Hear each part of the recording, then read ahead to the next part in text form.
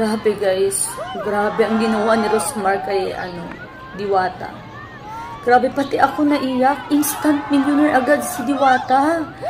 Kalahin mo naman, worth of 5 million guys. Grabe. Ang yaman mo pala, sobra talaga, Rosmar. Hindi ko in-expect yun, ha.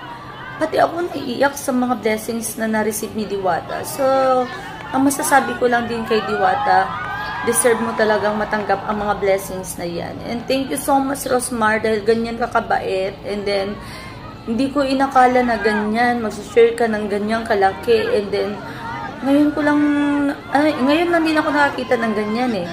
Na, nagbigay ng instant, ganyan, grabe. Ewan ko, speechless.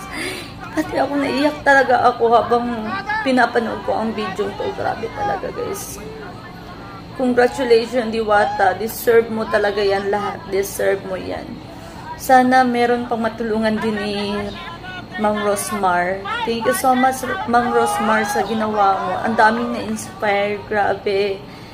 Grabe talaga. Ayan, sa mga nakapanood sa mga video na to, guys, supportahan natin si Rosmar at saka si Diwata.